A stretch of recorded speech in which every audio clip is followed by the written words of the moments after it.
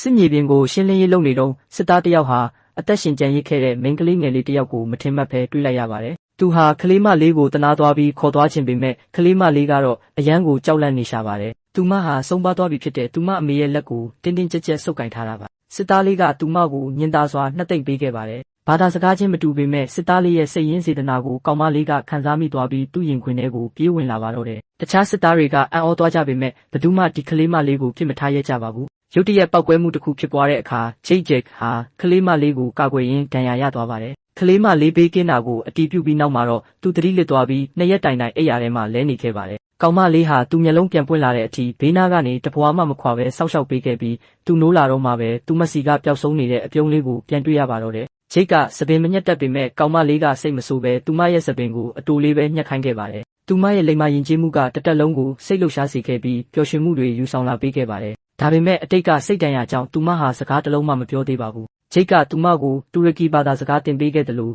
လာတာတဲ့ညမှာစုံခဲ့တာကိုအမှတ်ရစေဖို့လာရောင်လို့အတိတ်ပဲရတဲ့အိုက်စလာအဲဝါဆိုတဲ့နာမည်လေးပေးခဲ့ပါတယ်။အိုက်စလာပထမဆုံးသင်ယူခဲ့တဲ့စကားကတော့ဖေးဖေးဆိုတဲ့စကားလုံးပါပဲ။စစ်သားတွေနေရက်ပြန်ရမယ့်အချိန်ရောက်လာပေမဲ့ဂျိတ်ကတော့အိုက်စလာကိုပြစ်မထားနိုင်တာကြောင့်စေတနာဝန်ထမ်းအဖြစ်ဆက်နေဖို့ဆုံးဖြတ်လိုက်ပါတယ်။ဒီဆုံးဖြတ်ချက်ကြောင့်သူ့ရဲ့စိတ်ဆက်ထားသူနဲ့လမ်းခွဲခဲ့ရပေမဲ့သူကတော့အဖေတယောက်ရဲ့တာဝန်ကိုကျေပွန်အောင်ထမ်းဆောင်ခဲ့ပါတယ်။ဒါပေမဲ့အခြေအနေတွေပြောင်းလဲလာတာကြောင့်တက်တစ်ခုလုံးစုတ်ခွာရတော့မှမို့အထက်လူကြီးတွေကအိုက်စလာကိုမိဘမဲ့ကေဟာပို့ဖို့ဆုံးဖြတ်လိုက်ပါတယ်။ဂျိတ်ကကောင်မလေးစိတ်မကောင်းဖြစ်မှဆိုလို့လဲပတ်တာပါဆိုပြီးလိန်ပြောကအကြောင်းကိုပို့ပေးခဲ့ပါတယ်။အတန်းထဲမှာတူရကီနိုင်ငံတော်တချင်းကိုအိုက်စလာကလိုက်ဆိုနေတာကိုကြည့်ပြီးဂျိတ်တယောက်မျက်ရည်ဝဲရင်းထွက်လာခဲ့ပါတယ်။ဒါပေမဲ့နောက်ကနေဖေးဖေးလို့အော်ခေါ်ပြီးငိုယိုကလိုက်လာတဲ့အိုက်စလာကိုတွေ့တဲ့အခါမှာတော့ဂျိတ်လည်းစိတ်မထိန်နိုင်တော့ပဲသူမကိုတင်းတင်းကြပ်ကြပ်ဖတ်ထားမိပါတော့တယ်။အဲ့ဒီနောက်မှာတော့ဂျိတ်ဟာအိုက်စလာကိုအိမ်ပြန်ခေါ်သွားဖို့တတိရှိရှိအစီအစဉ်ဆွဲခဲ့ပါတယ်။သူကတစ်တာတလုံးထဲမှာအပေါက်တွေဖောက်ပြီးအိုက်စလာကိုထဲကလမ်းမှာအတန်မထွက်ဖို့ကတိတောင်းခဲ့ပါတယ်။လုံခြုံရေးဂိတ်မှာဝန်ထမ်းတွေကတန်တရားရှိပေမဲ့ယုံကြည်မှုကြောင့်လွှတ်ပေးလိုက်ပါတယ်။ဒါပေမဲ့သူတို့လွတ်ပြီလို့ထင်လိုက်တဲ့အချိန်မှာပဲဂေဟာမူးကရောက်လာပြီး